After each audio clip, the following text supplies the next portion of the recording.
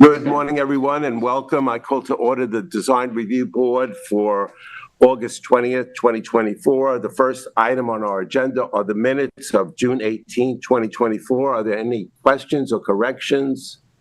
If not, I would entertain a motion to approve. I'll make a motion. Thank you very much. Do I have a second? Second. Cheryl, thank you. All in favor? Aye. Great. The next item on our agenda are David Cole and Michelle Cole, Revocable Trust for Lockwood Lane. Is the applicant present? Great. Could you just take the podium, introduce yourself, and give us a brief description of what you'd like to do?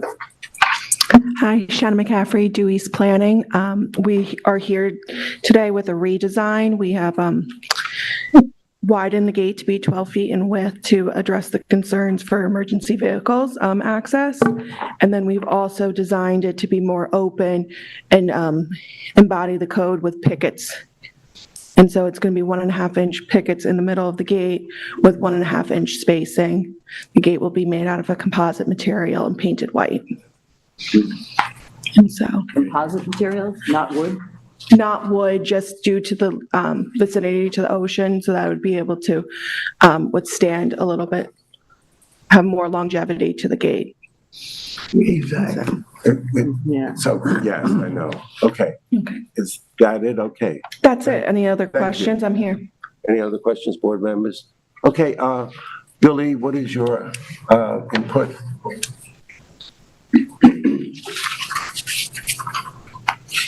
Good morning, Chairman Crusoe, members of the board, Billy Hajak for the Village of East Hampton.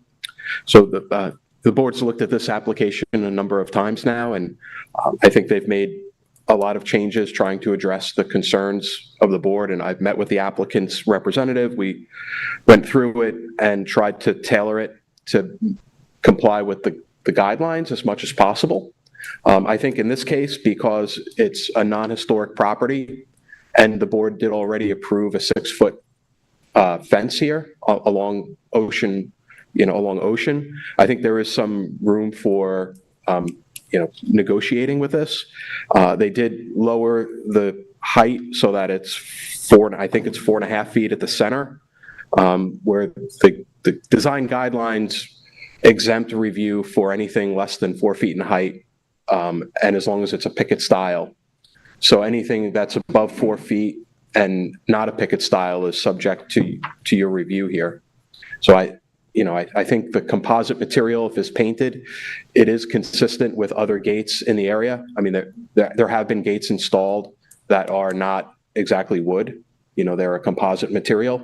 As long as it's not a vinyl or like a plastic and it's painted, I think that would be okay, considering, again, that this is non-historic property, and there is a 6-foot Yes. wall there already. Yes. So Yes. I don't know if you have any Thank you. Board members. specific questions for me. I could try to answer them. Questions? Yeah, I guess I have 2 questions. Sure. So it's 5'3" in the center, or is it? I thought it was maybe Shannon can clarify. I thought it was 4.5 feet in the center. No, it's 5'3". Oh, 5'3". Okay. It comes down by 9 inch. Oh, okay. Center. 5'3". Is 5'3" consistent with the historic guidelines? I mean, not necessarily.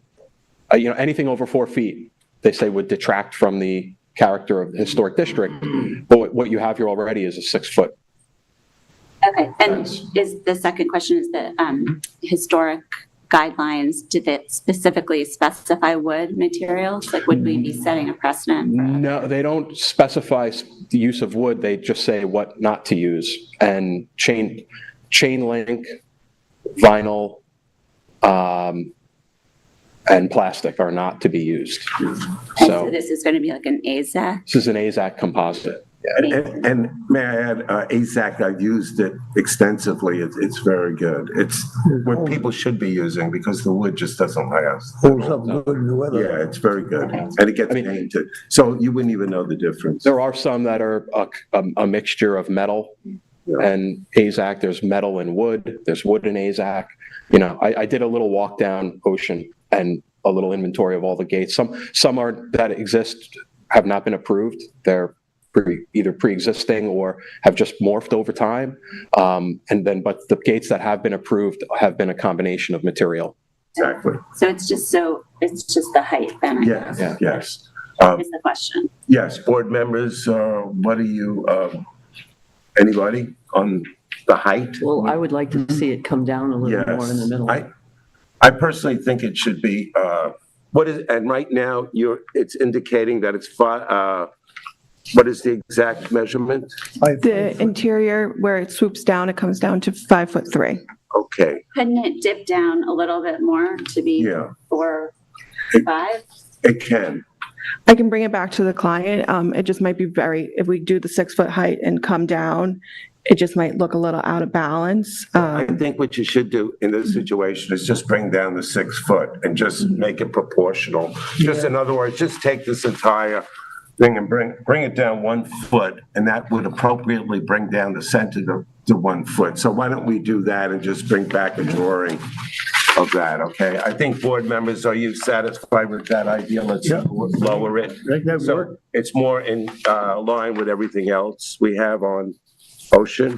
Is that Right. okay? It's just that they have the 6-foot stockade fence that's going to be on both sides of it, so bringing it down, I'm not sure. Well, this is different than that. That's Okay. different. Okay. So why don't you bring it back? Let's lower it 1 foot and make it more, and you just make it proportional. So if you lower the ends, that will, by 1 foot, it will make everything else lower. Yeah. Okay.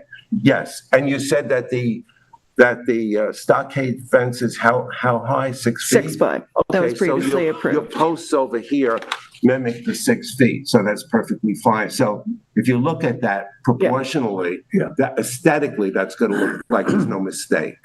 So, Okay. so if you could explain it to the client that the 6 foot will match the stockade fence, and then we're gonna bring down the center to be 4 feet, okay? Yeah, posts are good. Okay, You so, got 'em. thank you very much, and we'll see you next time.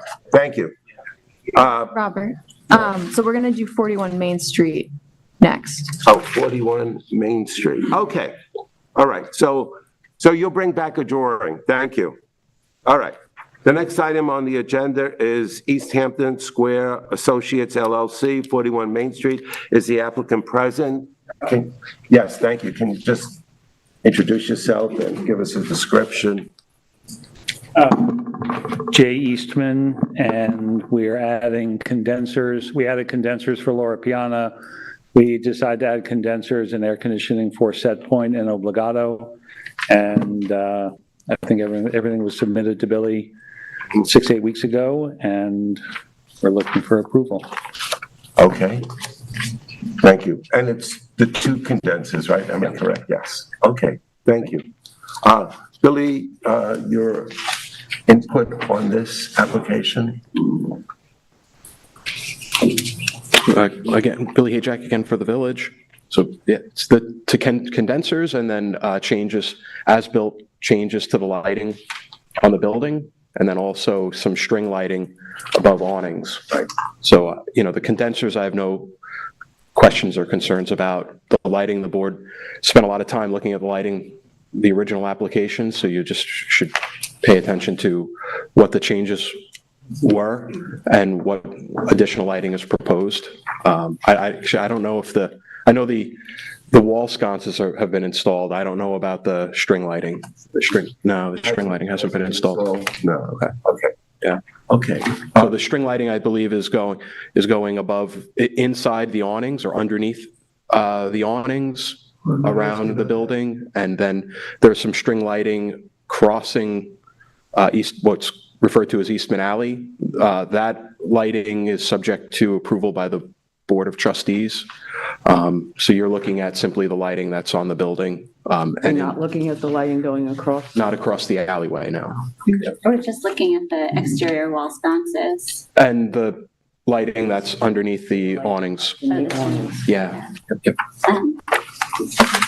So, I mean, Can you describe this string lighting quickly? And then we can.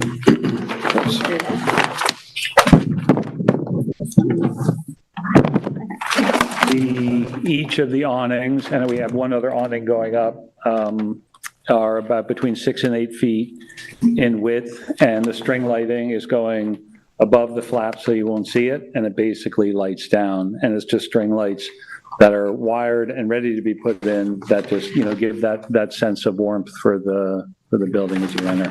And what is the wattage of the bulbs? They're tiny, aren't they? Are they 5 watts, 15 watts? I don't know, but it's a part of the whole landscaping plan, which you've seen is very, subtle and warm light. Right. But I don't have the wattage. Okay. I think it looks great. Yeah. Yes, it looks nice. Yeah, so. And then the sconces on the side of the building, we had a whole bunch of issues with the distributor. We ended up buying those, if you can believe it, on Amazon. We installed them because the wires were hanging off the building. We were told it was a hazard and we had to put them up, so we did it pretty quickly. And frankly, the reaction has been quite positive and people like them. And it was a lot less expensive at the end of the day than what was originally anticipated. Amazon has its pluses. It does. Someone said they might not be as hardy, but if you need to replace a couple every year, that's probably still cheaper than buying the fancy distributor lighting. So. Thank you.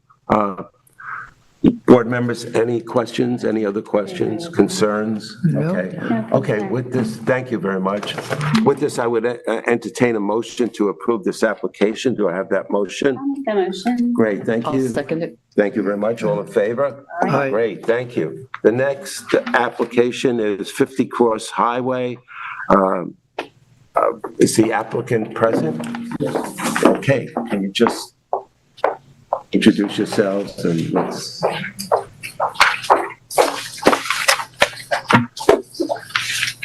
Good morning. Matt Ligori and Dick Strine of Delamere Building on behalf of the homeowner, Harry Steiner. Right. Proposing a structure on 50 Cross Highway within rights. Everything was presented, submitted, I should say. We're just looking for comments. Excuse me? We're just looking for comments on Okay. the application. Thank you, gentlemen. Okay. Billy, do you, any comments you have? Thank you. Thank you.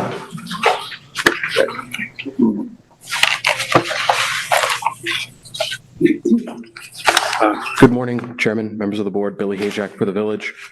This is the Stephen Hedges house. It was relocated to this property from Panago. It's a historic home, a timber frame landmark, and the village adopted the timber frame regulations around 2000 and I believe it was 2013. The house was renovated and expanded upon in 2006 and 2007, sometime around then. They kept the historic integrity of the building and opted into the timber frame legislation when it was passed.